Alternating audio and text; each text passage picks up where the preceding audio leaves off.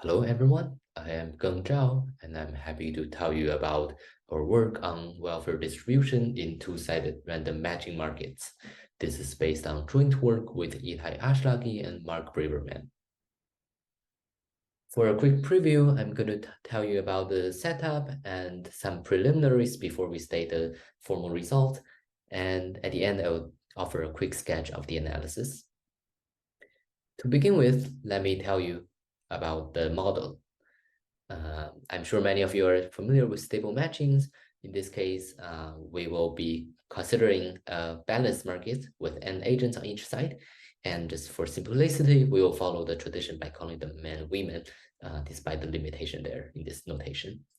And they each have their preferences, which is a total order of all agents on the other side. We're interested in the rank of an agent, which means the index of her matched partner in her preference list. And apparently smaller means happier. So if you have rank 1, it means you're matched with your favorite person in the world. In this paper, we consider a heterogeneous logit-based random preference model. What that means is for each woman, Wi, the preference is generated from a logit model with stochastic vector a hat sub I. So this vector defines a distribution over the men. So at each time we'll repeatedly sample from this distribution defined by a hat I until we deplete all the men, and the order in which these men show up will be the order of Wi's preferences from her favorite to her least favorite. And just notation-wise, we write big A hat for the matrix with A hat I as rows, and similarly, we will have B hat for the men. So some natural questions will arise in this setup. So first, I guess in general, we want to know what are the typical outcomes in such a kind of quite general model. For instance, can we say something about the rank distribution? Does it concentrate? Does it look like Gaussian, etc.? What welfare should we expect on each side? Which side should be happier? Who will be happier? Can we say something about that? Our results will answer these sort of questions. So not surprisingly, there's been lots of studies on stable matchings dating back to a couple of decades ago when people studied uniformly random preferences. And more recently, there's been other studies on markets with public scores. And also there are two very interesting papers by Menzel and Paschke that are very similar in taste to our results. They studied the distribution of match characteristics, which is kind of orthogonal to what we are studying. And we also have slightly different models. They have a more general preference model, but they implicitly assume something about the multiplicity of agents of each type. So now let me tell you about some preliminaries, which are two ingredients before we can state the result, namely the fitness of the agents and a contiguity condition on the market. So first, we need to talk about fitness because, as I mentioned, it's going to be a heterogeneous market, and at least we want a notion of fitness. We'll start with this observation, which I think many of you may have already observed. So when we define the preference model, in fact, the scaling of the rows has no meaning. It has no impact on the preference model because they define the same. It will define the same preference distribution. So I'm going to introduce the following notion.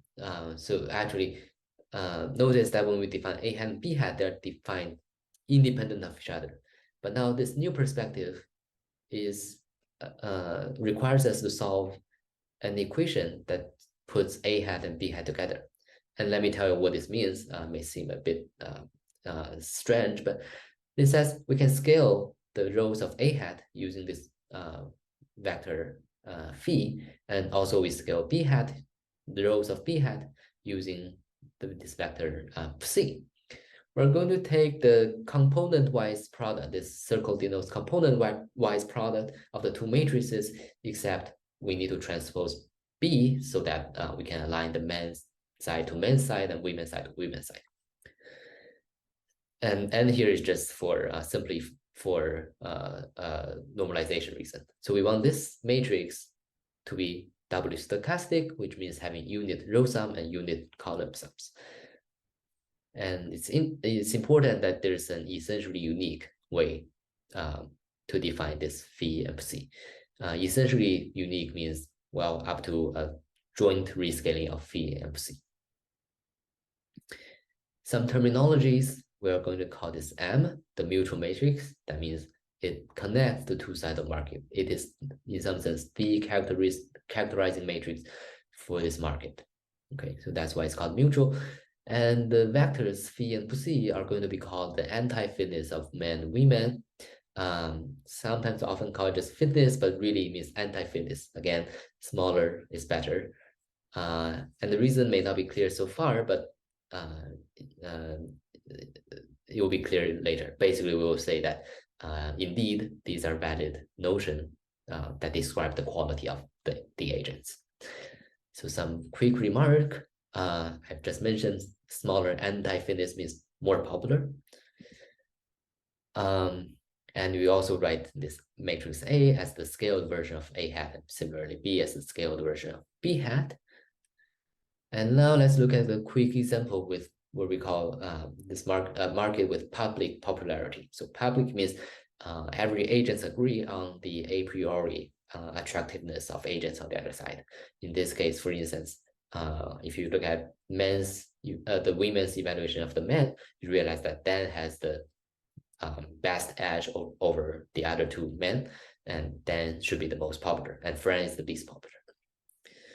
So in this case, this doubly stochasticity condition is very easy to solve. It turns out you have the anti-fitness is just not surprisingly inversely proportional to each agent's public popularity. Okay, so here I'm highlighting the men. Just as I said, Dan in this case has the smallest anti-popularity, anti-fitness. That means Dan is most popular, and indeed Dan has the highest weight consistently. So I hope that's clear. But of course, in general, the popularity will not be public popularity. We can still define something that still bears meaning, as we will see very soon. Next, we need a condition on the market.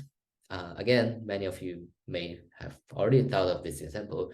Namely, we can have a market that's really two sub-markets. And in this case, this A and B are both block diagonal matrices with ones on the main diagonal blocks and zeros everywhere else. Of course, scaled to be doubly stochastic. So in this case, you can think of this as, let's say, the dating market within San Francisco and within New York City. In reality, there's definitely some weak connection, but let's simplify that and just assume they're independent. So in that case, clearly we can't really say much about the joint outcome because of this decoupling, right? So of course, yeah, we should just really handle each submarket on its own. But let's just rule out such edge cases, and we are going to impose the following condition, which we call the contiguity condition. It says for the entries within A and B, they must differ by at most a constant factor. So nobody really prefers one agent too much over another agent. Everyone has a fair chance of being more popular than another person.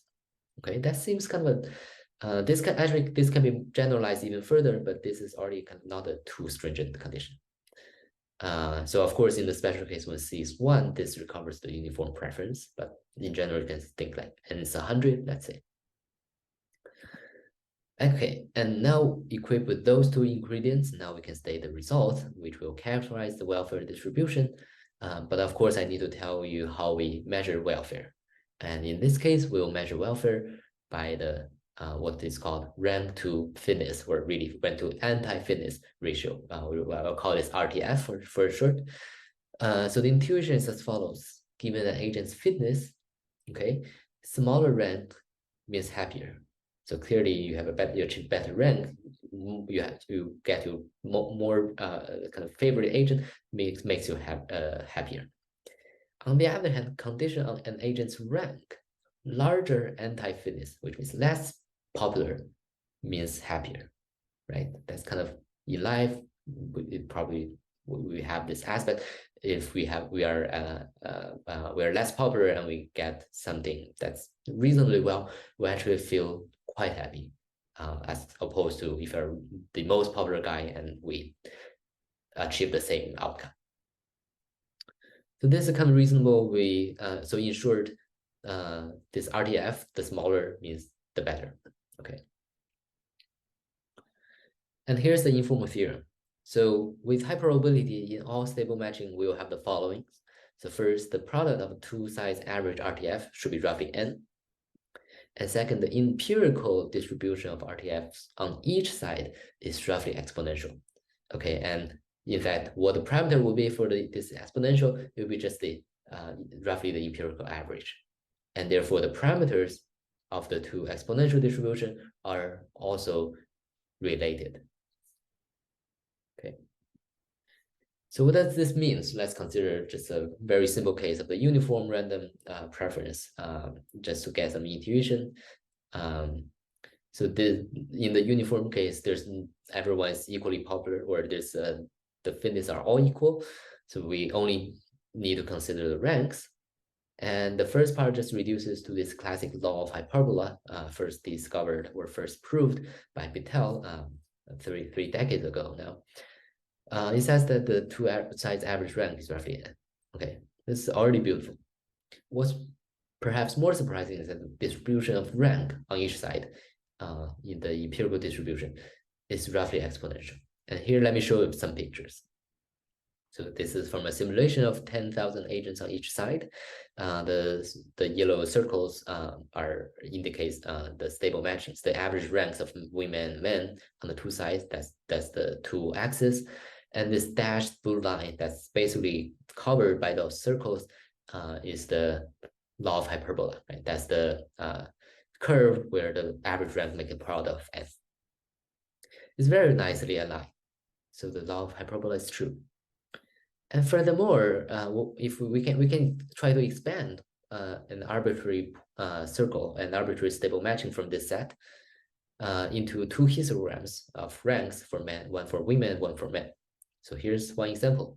Okay, notice that the y-axis is in log scale. Okay, so that it's actually it looks kind of linear, but it's in log scale, and we can scan through this spectrum of matchings. Yes, so we go over different matchings. There are a few ones that I picked just arbitrarily. I see that the shapes almost never change. So there's random noise because of this is a finite sample thing. And you may notice that the x-axis actually gets rescaled when I move along the spectrum. But really the shape is very stable. It always have this exponential shape. So it is surprising or is it not surprising? So let's compare this to a very simple example that is we know it's not stable. So let's consider that to the random serial detectorship. And here look, we see a very different pattern. So first we no longer have this exponential shape, for both sides. For both sides look non-exponential, right? And if you look at the average, average rank, they do not make a product that is n. So law of hyperbola will not hold. And let's dive into this a little deeper, right? Okay, so what do we notice here? The first, the average rank for the advantage side, in this case, the women side, because here I'm using the women optimal stable matching. The average side has the same average rank in either matching. It's about 9. But very different distribution. And this is the average rank can be computed roughly from a coupon collector argument, so it's not surprising. And why do we have different shapes? So notice that deferred acceptance is very symmetric. The order of proposing really doesn't matter. But RSD isn't. It's very non-symmetric because your outcome depends very heavily on your order in the dictatorship. So this symmetry versus lack of symmetry essentially determines this difference in the shape.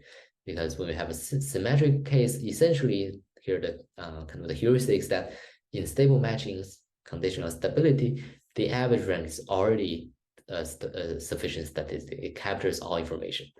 And from this match entropy view, well, we have to receive something that looks exponential.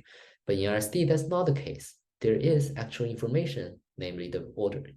So that's why this max entropy intuition will not hold for RSD, and we do not have an exponential shape. How about the disadvantage side? Well, the reason is kind of simple and even kind of naive. So basically, you realize that for the disadvantage side, in the stable matching, it is still sublinear, but in RSD, well, the average rank is n/2. It's a linear average rank, so that will ruin our hope to have an exponential shape. Okay, finally, some quick words about the analysis. So first, we will start with an alternative way to generate the preferences. Many of you may have already thought about this. So instead of sampling this discrete preference distribute from the discrete preference list, we can just sample for each woman, sample a value towards each man.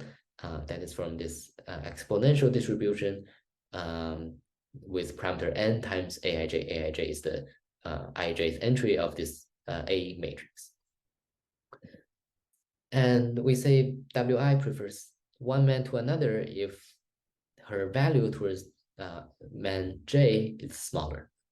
And similarly, we'll define the man's matrix preferences.